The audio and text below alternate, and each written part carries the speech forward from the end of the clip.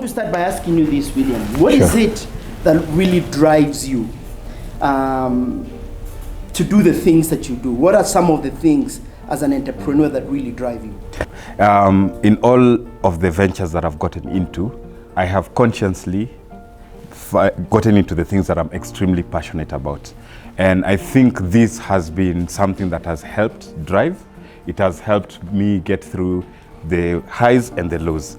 The second one is purpose. And I feel, Daktari, this one is incredibly important. Once you're able to identify the purpose of what you're doing, then everything else falls into place. And all the structures and the processes that you put through to get you through there will make sense. When I looked at the people who mentor me, the people that I've learned from, it has been very clear in their minds what their purpose is, the institutions that they work for, what the purpose of those institutions are, and so on and so forth. So passion and purpose, two very important things. How will I know that I'm passionate about something? So we have a lot of entrepreneurs in the room, right? Yeah. And they're either doing things they love, yes, maybe they're passionate about, or things that somehow fell onto their lap. Yes. So how do I know, look, this is it, passion and purpose? What are some of the things that will just clue me? Yeah, innately, from a behavioral perspective, passion is about feeling. It's about, we call it vibes in entertainment.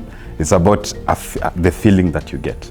So for example, if you're a lecturer at Strathmore, and you come and you stand here in front of students and you're delivering a message to the students and you're seeing their reaction and you get a feeling out of it, that is a passion.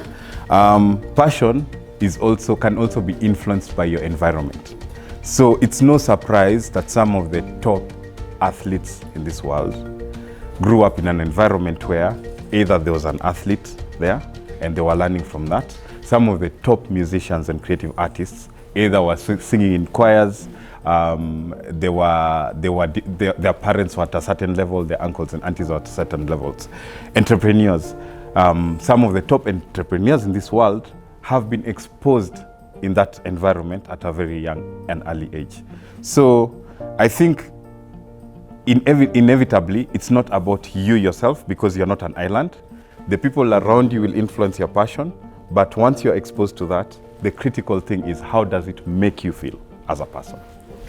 What would you say about that if someone says, this guy is doing too many different things. Yeah. He's not sticking to one line. Yeah. What would you say about that? Creative artists and sportsmen and athletes, they do the exact same thing.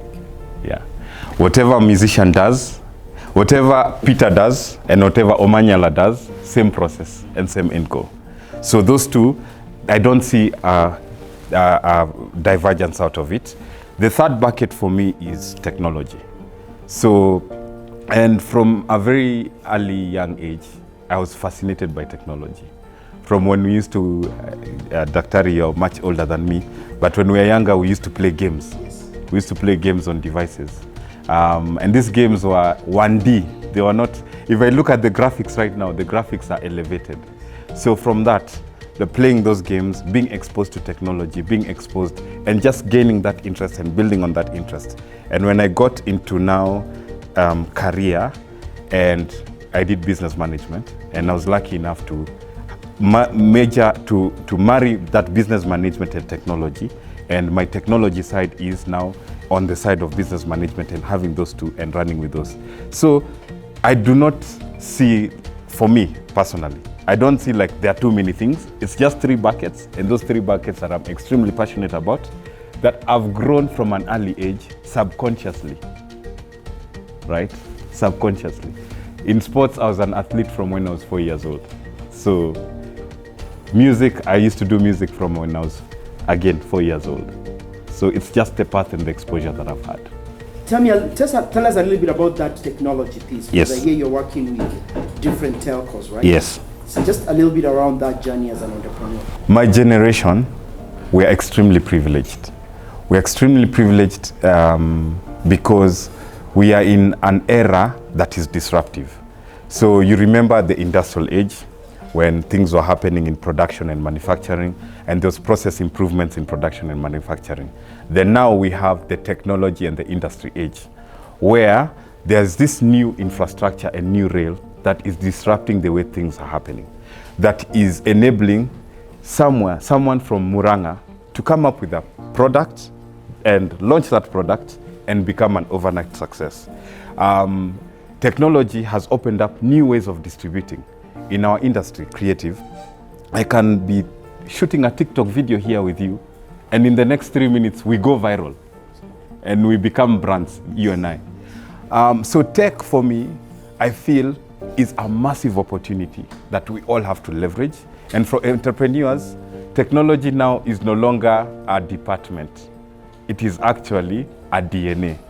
For everyone in the room, I'd encourage you, look at your business line and ask yourself, how can I use technology to enable efficiencies, to enable distribution, to enable even the basic things like automating accounting models? So MSMEs and SMEs, some of the things that they struggle with is professional services. How do I balance my books? Technology can sort that out for you. How do I build my brand and market it? Tech can sort that out for you. How do I find new markets? Tech can sort that out for you. So I feel technology now has become the infrastructure. The analogy that I use is technology is the road. If we came through Mbagathi is a fixed road. It's upon us to use that road to build our goals and enable our goals. So all entrepreneurs, all businesses have daily processes. Whether it's how you contact your customer, how you understand, how you do research, how you distribute your products, how you pay your taxes. So the first thing is look at your processes internally. Which processes are manual? Because your manual processes are costing you money. And how can you automate those processes, right? That's the first one. The second one, which I think is critically important, is your relationship with your customer. So all entrepreneurs have customers. Even the government as an entrepreneur has a customer. So how do you take technology and use technology to better understand who your consumer is? So if you're my consumer daktari, and let me use one of the industries that I work with, how can I use technology to understand the kind of music you listen to, right? Yes. To understand when you listen to that music and to understand how that music makes you feel. Then once I have those insights, how then do I build those insights to influence my craft? Then once I have the product, how do I use the technology to distribute? And distribution is marketing. So all of us again here, we need to tell our consumers what our product is. So we understand the consumer, we know what the consumer is. We've taken the product, we've built the product against the consumer's requirements. Now, how do we tell the consumer? By the way, Nanjero Agribusiness, I have a very good brand of chili. How do I tell thousands of Kenyans who want to consume this chili that I have this chili? And technology will help you do that. And then finally, how do I distribute and take it to the market? And what is the shortest and most effective way of doing that? Now, is there a formula to entrepreneurship success? None. There's none? No. Sure. There's no, because my success as an entrepreneur, if you try and replicate it, you'll fail. You'll fail because, and this is one thing that in our industry, we face a few challenges because we have to pitch a lot. So I have an idea, I have to pitch it to you. And there's a risk of me pitching my idea in this country. It's interesting, we were talking about it at breakfast. Unfortunately, the environment in Kenya, we do not have that environment where we are all building each other up. So I pitch to you my idea, you take my idea, and you try and run with it. But you see, Daktari, I cannot out-implement you. I can't. And for me, this is the analogy that I use. If, for example, my product is this microphone, my entrepreneurship style will be based on my product, my idea, how I've conceptualized it. But there's basic tenets of things that you can do that are standards. For example, accounting is standard. Now that one, we can't do it differently. Balance sheets are the same. Yeah, exactly. But your entrepreneurship style will be based out of your vision, how you want your vision to be implemented, your customer, how you perceive your customer, and how you take it out to the end.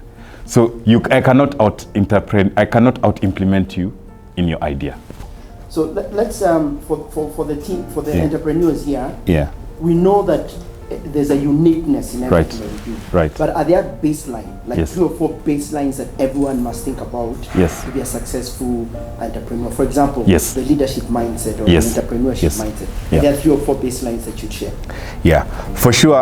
I think one of the things that, and this one, I'd really like to put an emphasis on it because we don't. One of the most critical things to a success of an entrepreneur is people management.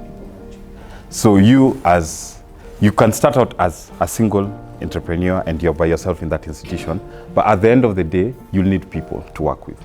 So one, what are the values that you have in your institution, right?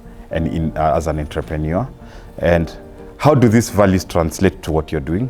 How do you attract like-minded people who share your values? Because there's no amount of money, Daktari, in the world that you'll pay for you to get the best talent. And in tech, it's showing right now.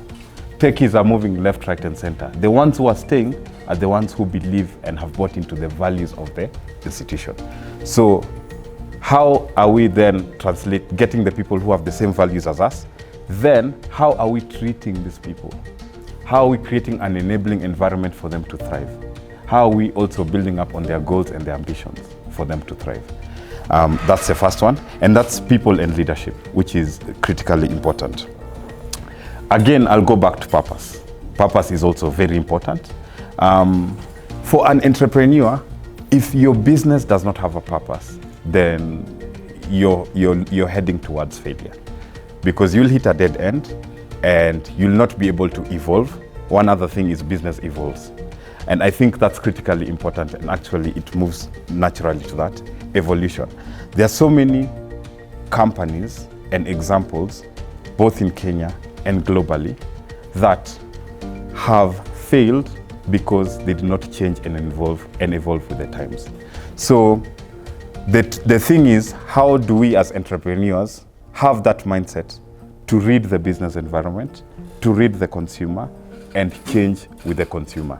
And now more than ever before, consumers have a short attention span and they have so many options. So we also have to be able to understand them and evolve with them. How did you take Sauti from where they came off to where they are today? So the first thing was separating the elements of the business. So we are a creative arts company, and there are different cogs that would make a creative arts company thrive. There's the talent, which is now the musicians, the dancers, the engineers, the beat makers, the producers. So how do you create an environment where they can focus on talent, right? And then the operational aspects of it. How do you professionalize that business? And by professionalizing is, how then do you create a support system in marketing, in accounts, in finance, in legal, in research? So we have a research department, by the way, and our research department is led by an amazing young lady who's an alumni of Strathmore. And for her key role is consumer behavior, finding out what, the example I gave you, finding out what is popping worldwide and how we can influence creative. So the key thing of professionalizing that business and creating different buckets of different departments that then add value and work together as a team to elevate the one product is what has been the key driver. And I think then looking at beyond the music, what is it that we can do to leverage the brand that we have? So right now, our core product is music, but there are many other products that we're working on. We're in tech with Ndovu Tech, which is an investment platform. We're in fitness with Soul Active, with Pace Soul. We are in many other product lines that have evolved outside, and that came during COVID actually. So for me, that is the most basic thing that I can say. Professionalize your business. Right now, institutionally, how we are running pure corporate. We are using the agile ways of working. We are at the beginning of the month, we have a shared goal, and that shared goal is broken down into departments, and we have a system where we are monitoring, and we have a system where we're holding each other accountable internally. So when you see a song is released on YouTube, on Apple Music, on Deezer, there is a process behind the creation of that music, and there's a team that is incentivized to ensure that that song comes out.